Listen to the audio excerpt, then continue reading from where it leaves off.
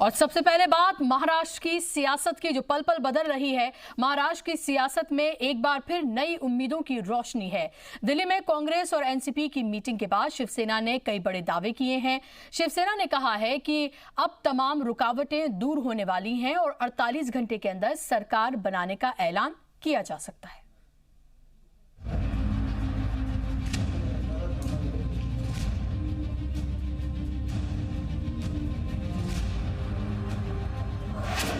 Congress NCP तैयार, क्या महाराष्ट्र में बनेगी सरकार?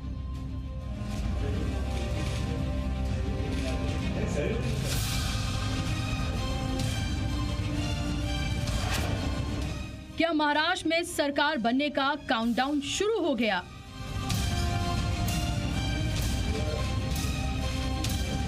हम यहाँ बैठेंगे, पहले कांग्रेस और राष्ट्रवादी अलग अलग बैठेगी, फिर हम दोनों साथ में बैठेंगे। शाम को हम मुंबई चले जाएंगे। उसके बाद हम मुंबई बाकी चर्चा जो है मुंबई में अंतिम चर्चा तीनों को सामने फेस टू फेस बैठ के होगी।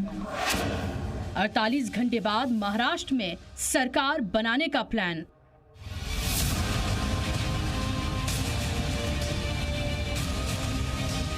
विघ्न पूरे हो गए। अब जो विघ्न आए थे 10-15 दिन में सरकार बनाने के लिए, वह विघ्न नहीं है और कल दोपहर तक आपको पता चलेगा सभी बाधाएं दूर हो गई। हमारे यहाँ शिवसेना प्रमुख उद्धव ठाकरे जी जो आदेश देते हैं, उससे पहले बाला साहब देते थे, वही आदेश से पार्टी चलती है। दिसंबर की शुरुआत महाराष्ट्र में नई सरकार के साथ। अगले 5-6 दिनों में सरकार गठन की प्रक्रिया पूरी हो जाएगी और महाराष्ट्र में एक पॉपुलर गवर्नमेंट, एक मजबूत सरकार दिसंबर से पहले बन जाएगी।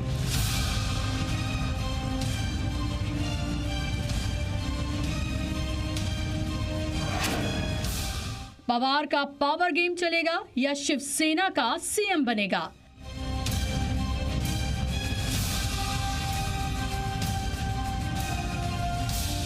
सरकार हम जल्द बनाने जा रहे हैं। 3 पार्टी साथ में आए, पर्याय सरकार दें, इन बिंदुओं पर चर्चा हुई है और जल्द ही इसका निर्णय करके हम जल्द से जल्द महाराष्ट्र में एक पर्याय सरकार निर्माण करेंगे।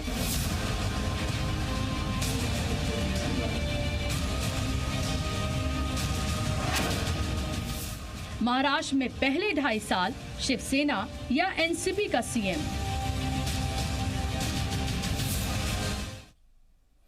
तो क्या ये मान लिया जाए कि महाराष्ट्र में सस्पेंस खत्म हो गया है? ऐसा कहना जल्दबाजी होगी क्योंकि अभी गौर खौज का दौर खत्म नहीं हुआ है।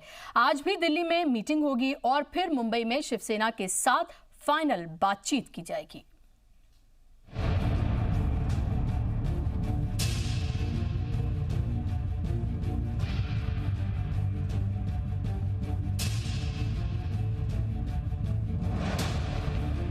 महाराष्ट्र में इख्तिदार का ख्वाब देखने वाली शिवसेना फिर जोश में है। उद्धव ठाकरे ने जिस सीएम की कुर्सी के लिए बीजेपी की दोस्ती को कुर्बान कर दिया, वो अब फिर करीब नजर आ रही है। शिवसेना कह रही है कि अब सरकार बनने के बीच की मुश्किलात खत्म हो गई हैं। विघ्न पूरे हो गए। अब जो विघ्न आए थे 10-15 दिन में सरकार बनाने के लिए, वह विघ्न नहीं है और कल दोपहर तक आपको पता चलेगा सभी बाधाएं दूर हो गई। हमारे यहाँ शिवसेना प्रमुख उद्धव ठाकरे जी जो आदेश देते हैं, उससे पहले बाला साहब देते थे, वही आदेश से पार्टी चलती है। दिसंबर 1 वीक तक महाराष्ट्र में एक पॉपुलर सरकार बनेगी और मुख्यमंत्री शिवसेना का शपथ लेगा। शिवसेना फिर खुद एतमादी से भरी हुई है। सरकार बनाने का ऐलान आज दोपहर तक हो सकता है। दिसंबर तक तो हलफ बर्दारी की पेशन गोई तक कर दी गई है। ऐसा इसलिए हो रहा है क्योंकि दिल्ली में बुध को कांग्रेस और एनसीपी की बैठक हुई और उसके बाद जो सिग्नल मिला उससे शिवसेना का जोश हाई हो गया। फॉर्मूला परसों शाम तक ही पता चलेगा आपको। उसके पहले आप जितने मर्जी मुंबई अटकलें लगाइए, रूमर छोड़िए, उसको कोई फायदा नहीं होगा। यहाँ कुछ नहीं होगा। जब चर्चा पूरी अंतिम होगी तब परसों के करीब फाइनल अनाउंसमेंट होने की मुझे उम्मीद है। कल का दिन हम यहाँ बैठेंगे, पहले कांग्रेस और राष्ट्रवादी अलग अलग बैठेगी, फिर हम दोनों साथ में बैठेंगे। शाम को हम मुंबई चले जाएंगे। उसके बाद हम मुंबई बाकी चर्चा जो है मुंबई में अंतिम चर्चा तीनों को सामने फेस टू फेस बैठ के होगा। एनसीपी नेता माजिद मेमन ने दावा किया है कि कांग्रेस की कारगुजार सदर सोनिया गांधी ने सरकार बनाने को लेकर अपनी रजामंदी दे दी है। अब बात अटकी है तो सिर्फ फॉर्मूला फाइनल करने को लेकर।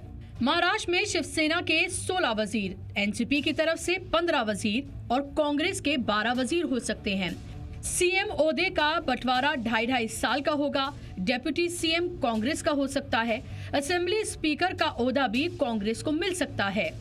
बंटवारे के इस खेल में सबसे बड़ी सियासी चाल एनसीपी चीफ शरद पवार की हो सकती है।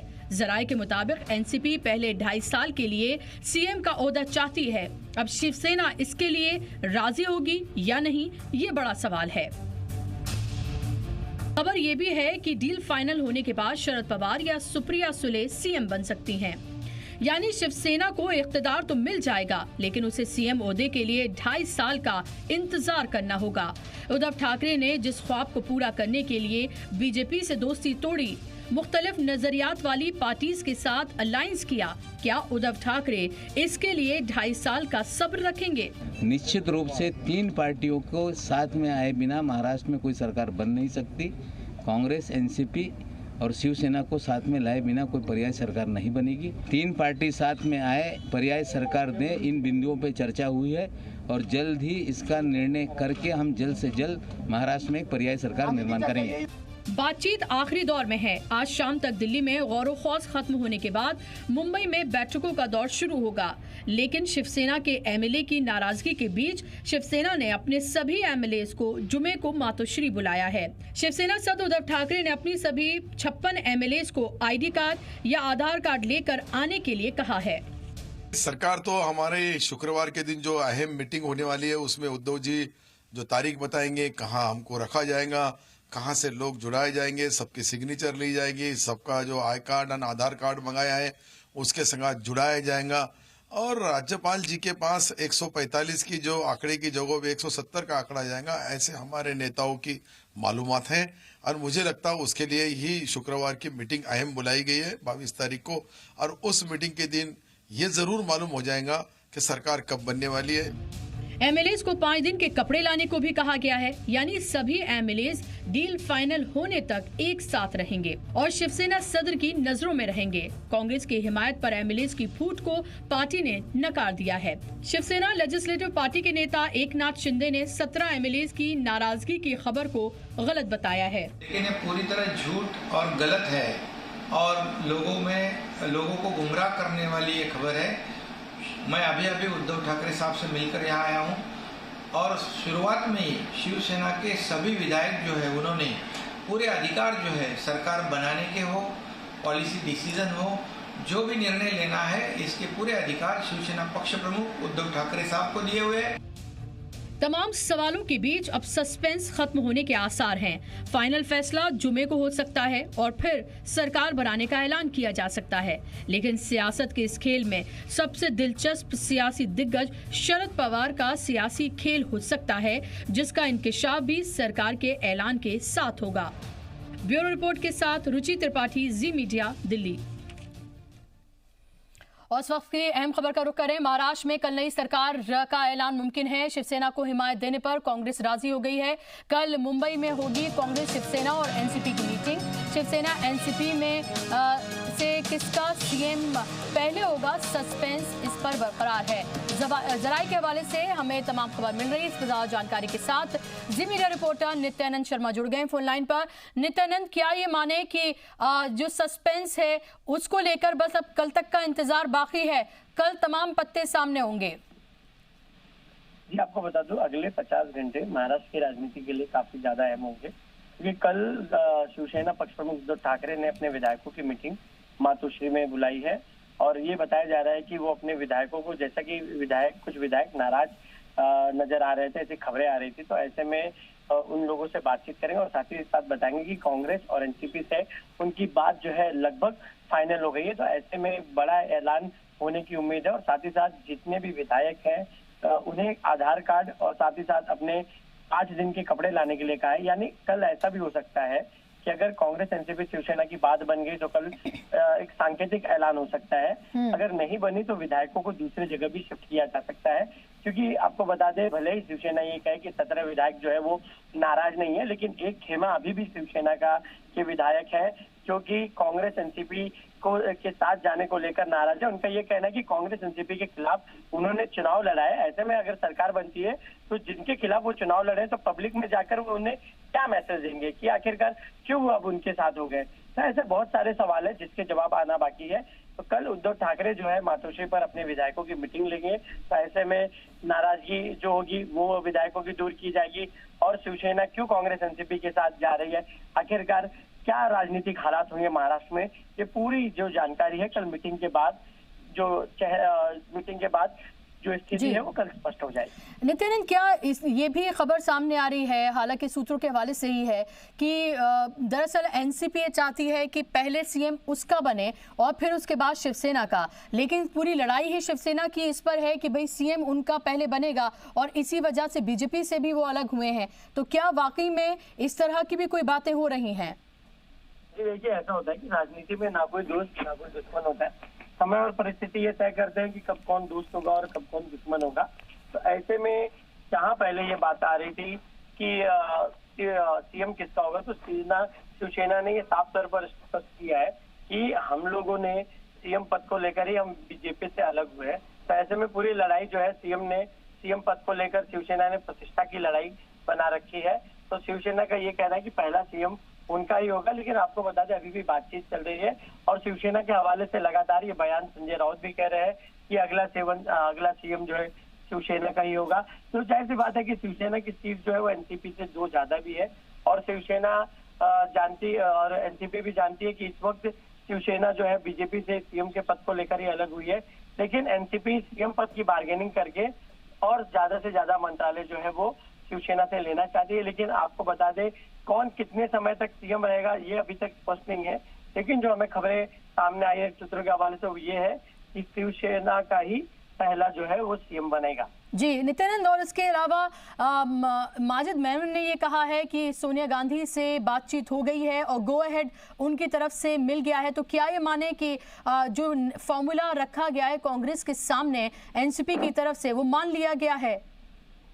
जी देखिए, बिल्कुल ये जो मीटिंग में हालांकि अभी तक कोई औपचारिक ऐलान तो हुआ नहीं है, लेकिन जो खबरें सामने आ रही है उससे ये स्पष्ट हो रहा है कि कांग्रेस और एनसीपी कहीं ना कहीं शिवसेना के साथ जाने का मन बना लिया है।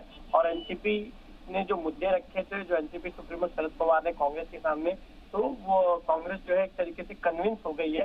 तो अब आगे की रणनीति के लिए कांग्रेस एनसीपी जो है वो साथ में बैठकर एक निर्णय लेगी और शिवसेना के साथ फाइनल मीटिंग होगी और फाइनल मीटिंग के बाद मंत्रालय का कयास लगाए जा रहे हैं कि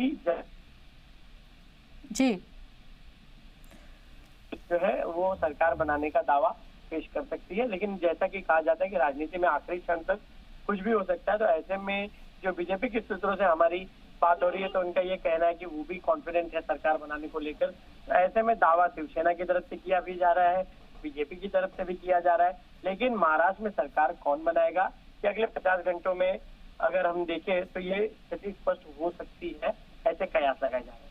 बहुत शुक्रिया नित्यानंद आपका इस तमाम जानकारी के लिए। तो सस्पेंस कल खत्म हो सकता है और आगे आने वाले जो 50 घंटे हैं, जिस तरह से नित्यानंद ने बताया कि बेहद इम्पॉर्टेंट होने जा रहे हैं महाराष्ट्र की सियासत के लिए, और जिस तरह से जुमे को मातोश्री में बुलाया गया है तमाम एमएलएज को, ये भी कहा गया है कि अपने आईडी कार्ड या फिर आधार कार्ड साथ में लेकर आएं और 5 दिन के कपड़े भी साथ लेकर आएं। तो आप ये समझिए कि किस तरह से कंट्रोल करने की कोशिश की जा रही है।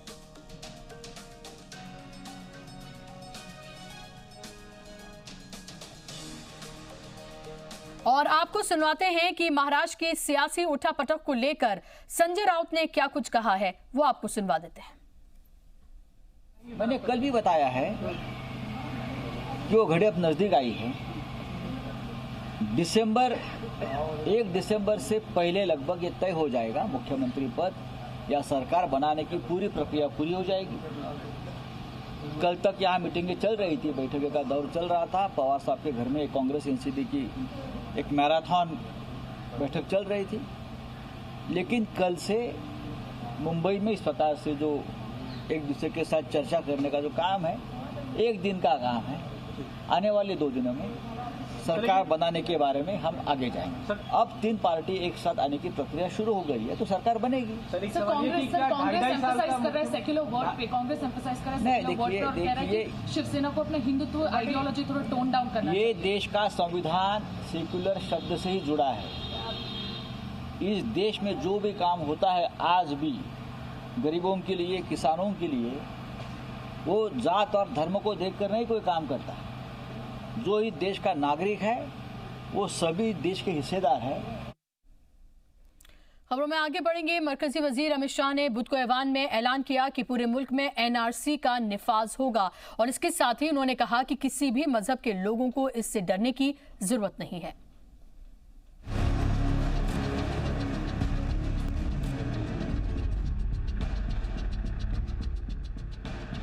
हिंदुस्तान में सालों से रह रहे गैर मुल्की घुसपैठियों के खिलाफ अब मोदी सरकार का बड़ा मिशन शुरू होने वाला है। वोट की सियासत की वजह से घुसपैठियों पर पिछली सरकारों ने कोई एक्शन नहीं लिया, लेकिन मोदी सरकार उन दरअंदाजों की पहचान करने के लिए अपने नेशनल रजिस्टर ऑफ सिटीजन यानी कि एनआरसी के मिशन को पूरे मुल्क में नाफिज करने जा रही है। अमल पूरे मुल्क में नाफिज होगा। एनआरसी का मुद्दा जब भी सामने आया, अपोजिशन जमातों ने मजहब की सियासत शुरू की, लेकिन अमित शाह ने साफ कर दिया कि एनआरसी में मजहब के नाम पर किसी तरह का इम्तियाजी सुलूक नहीं किया जाएगा, नहीं होने देंगे। বিশ্বাস করবেন আমরা যারা এই মাটিতে থেকে লড়াই করি আর আপনাদের পাশে আছি, এনআরসি হবে না এটা মাথায় রাখুন। চিন্তা করবার কোনো কারণ নেই। প্রত্যেকেই আপনারা এই দেশের নাগরিক। একটা লোককেও এখান থেকে বিতাড়িত আমরা করতে দেব না, এটা মাথায় রাখবেন। ममता बनर्जी शुरू से एनआरसी की मुखालफत कर रही हैं, लेकिन बिहार में बीजेपी इत्तेहाद से सरकार चलाने वाले जनता दल यूनाइटेड का नजरिया भी इस मुद्दे पर अलग है। जेडीयू के कौमी नायब सदर ने ट्वीट करके कहा है कि 15 से ज्यादा रियासतों में गैर बीजेपी सीएम है और ये ऐसी रियासतें हैं जहां मुल्क की 55% से ज्यादा आबादी है। उन्होंने आगे कहा कि हैरानी ये है कि उनमें से कितने लोगों से एनआरसी पर बातचीत की गई और कितने सीएम अपनी अपनी रियासतों में इसे नाफिज करने के लिए तैयार हैं। सिटीजनशिप अमेंडमेंट बिल को लेकर फिर से कई सियासी जमातों ने मुखालफत शुरू कर दी है। ADUIF चीफ और MP बदरुद्दीन अजमल ने कहा है कि मजहब की बुनियाद पर कानून बनाना आईन के खिलाफ है। सबसे पहले कॉन्स्टिट्यूशन के खिलाफ है। कॉन्स्टिट्यूशन में बाहर से जो भी लोग आएंगे, कहीं भी अगर कोई जरूरत पड़ी इमरजेंसी में गवर्नमेंट ऑफ इंडिया को मदद करनी पड़ी, वो धर्म की बुनियाद के ऊपर कॉन्स्टिट्यूशन मना करता है कि धर्म, और ये पूरा का पूरा सिर्फ मुसलमानों को छोड़ के बाकी जितने धर्म के लोग हैं, यहाँ से लेके बांग्लादेश, पाकिस्तान, अफगानिस्तान, वहां तक से लोगों को लाएंगे। तो अगर वहाँ मुसलमान भी परेशान है तो उनको भी लाओ। असम मुल्क की अकेली रियासत है जहां सिटीजन रजिस्टर नाफिज है। नेशनल सिटीजन रजिस्टर असम में रहने वाले हिंदुस्तानी शहरियों की पहचान के लिए बनाई गई एक फहरिस्त है, जिसका मकसद रियासत में गैर कानूनी तौर से रह रहे तारिकीन वतन, खासकर बांग्लादेशी दरअंदाजों की पहचान करना है। अब इसी अमल से सरकार पूरे मुल्क में मौजूद घुसपैठियों की पहचान करना चाहती है। ब्यूरो रिपोर्ट, जी मीडिया। जेएनयू में बड़ी फीस को लेकर हुआ तनाजा थमने का नाम नहीं ले रहा है। आज अखिल भारतीय विद्यार्थी परिषद यानी कि ABVP के तलबा एहतजाज करेंगे। संसद मार्च की तरह ही ABVP के तलबा ह्यूमन रिसोर्स डेवलपमेंट मिनिस्ट्री तक मार्च करेंगे।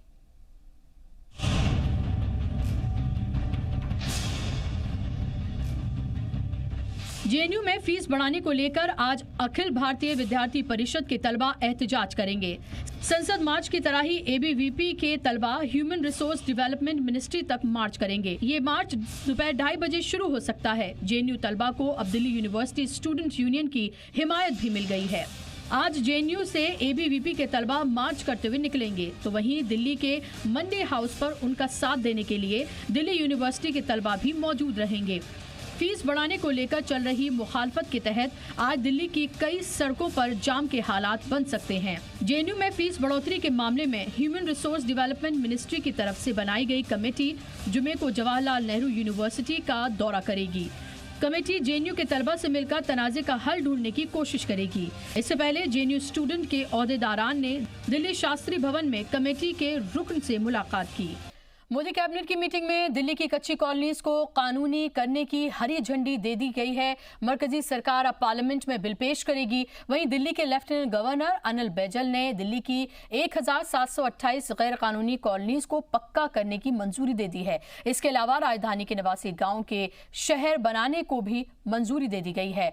मरकजी सरकार की जानिब से इस ताल्लुक से पिछले दिनों वादा किया गया था। गवर्नर ने ट्वीट किया कि पीएम उदय यानी प्रधानमंत्री अनऑथराइज्ड कॉलोनीज इन दिल्ली आवास अधिकार स्कीम के तहत इसे मंजूरी दी गई है। सरकार की मंजूरी के बाद अब दिल्ली की जो कॉलोनीज हैं, जो अनऑथराइज्ड कॉलोनीज हैं, उसमें रह रहे लोग अपने घरों को रजिस्टर करा सकेंगे। तजावुजात और गैर कानूनी तामीरात को लेकर दर्ज मामले भी वापस लेने का फैसला किया गया है। राजधानी दिल्ली और एनसीआर में आलूगी का लेवल घटने का नाम नहीं ले रहा है। दिल्ली और एनसीआर की हवा लगातार जहरीली हो रही है। दिल्ली के हालात और बिगड़ गए हैं। कुछ इलाकों में एयर क्वालिटी इंडेक्स 300 के पार पहुंच गया है। आज सुबह दिल्ली में आलूगी लेवल 312 दर्ज किया गया, तो वहीं नोएडा में AQI 361 तक पहुंच गया, जबकि गाजियाबाद में हवा की क्वालिटी सबसे खतरनाक लेवल पर है। अमेरिका ने भारत के साथ एक बड़े डिफेंस सौदे को हरी झंडी दे दी है। ट्रंप इंतजामिया ने इंडियन नेवी को 7,100 करोड़ रुपए की नेवी तोपों को बेचने की मंजूरी दे दी है। ये तोपें हिंदुस्तानी बहरिया के जंगी जहाजों पर तैनात की जाएंगी। तकनीकी मोड 4 तोपें आने से बहरिया की जंगी सलाहियत में काफी इजाफा होगा। अमेरिका की मोड 4 नेवी तोपें अब समुद्र में हिंदुस्तानी बहरिया का दबदबा बनाएंगी और पाकिस्तान जैसे पड़ोसी देश को भी वार्निंग देंगी जो समुद्र के रास्ते हिंदुस्तान में दहशतगर्दी की साजिशों में लगा हुआ है। अमेरिका से 7100 करोड़ रुपए की नेवी तोपें मिलने के बाद हिंदुस्तानी बहरिया की मारक सलाहियत में बड़ा इजाफा होगा। Mode 4 तोपें BAE system land and armaments ने बनाई हैं। ये तोपें हिंदुस्तानी बहरिया के जंगी जहाजों पर तैनात की जाएंगी। मोड 4 तोपें लड़ाकू तैयारों पर निशाना लगाने में कारगर हैं। दुश्मन के साहिली इलाकों पर बमबारी में भी ये तोपें असरदार हैं।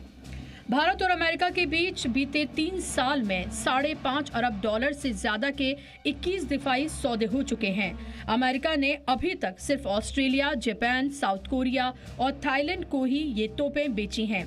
फ्यूचर में समुद्र के रास्ते हमले और दहशतगर्दाना साजिशों का खतरा देखते हुए हिंदुस्तानी बहरिया को तवील वक्त से इन तोपों की जरूरत थी। ब्यूरो रिपोर्ट, जी मीडिया।